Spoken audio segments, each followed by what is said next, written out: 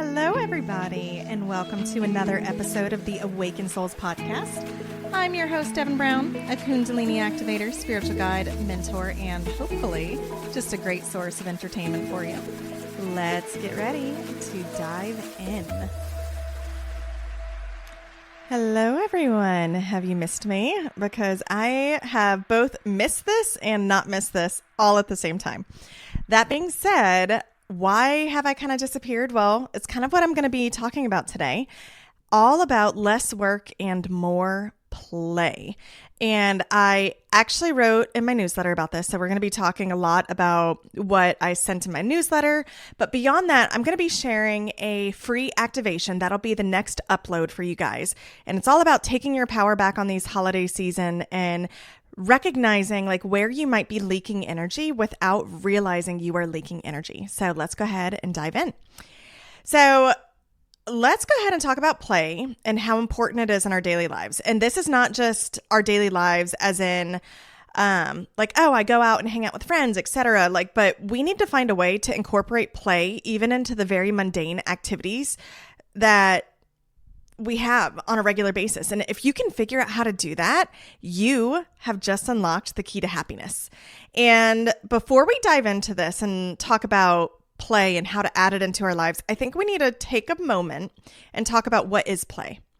Play is an active sensuality. And I want you to take a moment too and recognize sensuality. I did not say sexuality, but I think a lot of us have been conditioned to hear the word sensual and we immediately go to something sexual in nature. Like we think of like a sexy commercial or like sensual, like massages or whatnot, which don't get me wrong, it definitely can be that. But the actual definition of sensual is the feeling of receiving, being in, or giving pleasure, which is also what play is. And we can find pleasure, aka play, in everyday activities. This can come from the food we eat, the activities we do, people we spend time with, things that make our bodies relax, our mind de-stress, and our emotions just lighten up. And when we play, it allows our daily present moments to bring pleasure into our everyday lives. And it is no surprise that the holiday season brings up undesired stress, family obligations, maybe work deadlines because you're getting towards the end of the year. And because of this, we actually need stronger boundaries than ever before. And a lot of people fall into this trap of obligation during this time of year, and we lose sight of play completely. And many people may find that their jobs, well, as they're increasing in stress, like I stated, maybe the fiscal year's wrapping up, and you start over obligating yourself, or maybe feeling like imbalance between trying to actively balance your work life and your fun life and your play life. And like, you get this idea that you have to get the stress over first before you can allow yourself to relax and play on the couple days that you're given off for the year in order to be with your family and to play. But that is not the case. Like I stated, we need to find a way to incorporate play in some way into our lives in these mundane activities, into our work schedules, all this stuff. But we've gotten to this place in society where we just work so much. We work and we work and we work until we get burnt out. And then we go and we schedule time for play. And I'm talking about like the vacations that maybe we have a countdown on our phone for, or we talk about, I just can't wait to get away. I just can't wait to go here. I can't wait to do all this. But what if your vacation doesn't go as planned? Maybe the room isn't to your liking. Maybe there's a storm or like a fire or just some kind of catastrophe. Like maybe you got sick, or maybe you had loud, obnoxious neighbors next door. Like there's a lot of things that can happen when you go on vacation that are out of your control. So then what happens when you come back and you have to jump right back on that hamster wheel, re-entering that cycle, and just more work, less play?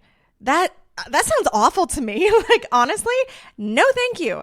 I don't want that. And hopefully you don't either, because we need to develop a daily habit of allowing ourselves play and finding joy in everyday things, because the more play, the less we stress. And believe it or not, you get to create this life where you don't need a vacation from. So if you're like, well, no way, I'm a parent, I'm a single parent, I'm a couple, I'm blah, blah, blah. What? I don't give a fuck. No offense. Like, I don't. Like, stop. Let's take responsibility for the why you feel burnt out. Why do you feel burnt out? Then you need to be honest with yourself and look at patterns and ways to change that. You have to get brutally honest with yourself on a few things, and here they are. Where are you not happy? Be very honest. Who are you not happy spending time with, but yet you're still doing it? Why are you still allowing it into your life if you're not happy? If you could just snap your fingers and have your ideal life, relationships, jobs, more, what would that look like? How can you take actionable steps to get there? So I really believe the age-old saying stands true. The definition of insanity can be explained as like doing the same thing over and over and over again and expecting different results. So let's go ahead and start letting play sneak into our lives.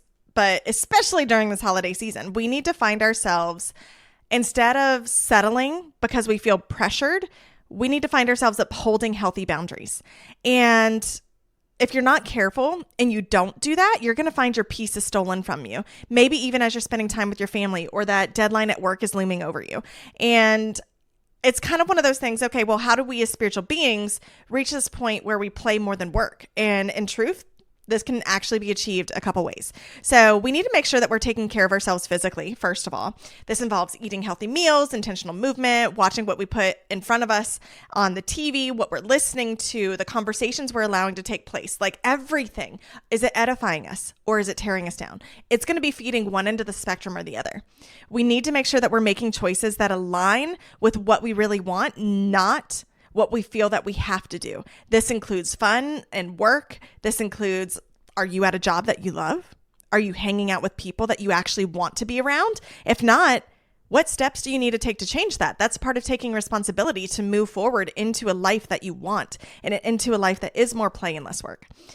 If we begin to practice setting boundaries, this is both in personal areas and in work areas, we also have to learn to sit with the uncomfortable emotions that come with that.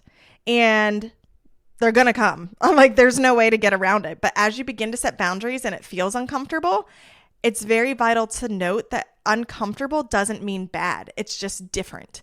And like I stated before, in order to achieve different results, we have to make different choices. So if you are truly in a situation where you feel that you can't immediately change things and you're kind of like, well, I don't know how to do this. Like, how do I bring joy and peace to this situation? One, part of it is asking yourself and recognizing that you may need help. And that's okay.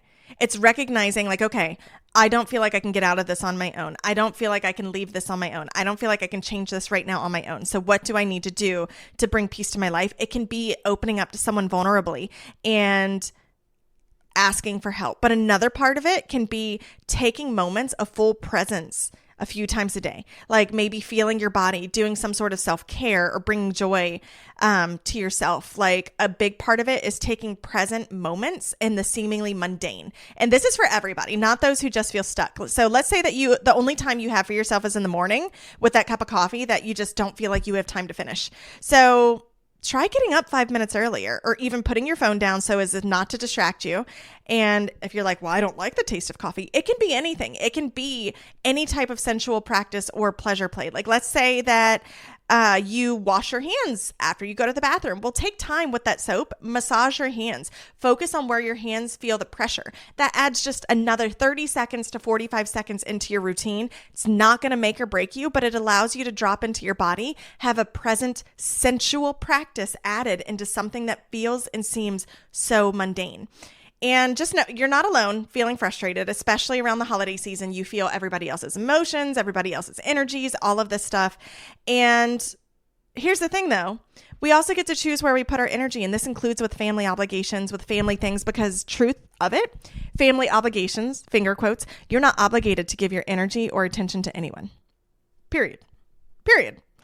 And you can choose where and from whom you're going to remove your energy.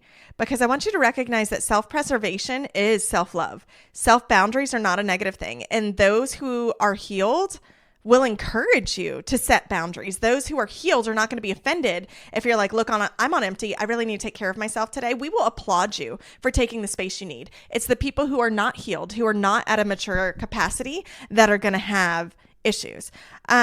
So one of the things I wanted to talk about is I'm going to be uploading in the next track a empowerment activation. Listen to it as many times as you need, but the whole point of this is to help anchor you into your own frequency and begin to call your power back to you. And it's going to help bring play back into your life easier. But what I want you to do, take time to personally set aside and listen to it alone. It is 10 minutes long. It's actually less than that. I have the music going for a little bit longer, but you can dedicate this to yourself once a week. Come on now. And if you love this activation, come join my Quantum Circle membership or even look in my library with the Kundalini Rising program, but sign up for my newsletter. I send these out on a regular basis, but anyone that is facing anything this holiday season that is bringing more work and less play, let's go ahead and change that. That's the whole point of this. So as I stated, you're going to be able to go ahead and see that. I also have some very exciting news. I am going to start podcasting again. I'm not going to be committing to every week like I was before, but I have been offered some collaborations and some things. So everything is taking a moment to set back and to restructure my entire brand, my entire existence on the spiritual realm, so to speak. Super excited about this. And I am going to be back very soon with some offerings for you guys. But just know also I am offering $40 energy healing sessions and chakra clearing sessions going into January for the new year. So if this is something that speaks to you, by all means, let me know. I would love to work with you and meet with you. But as always, you guys just know you are not alone ever. And check out the next track and enjoy every second of it.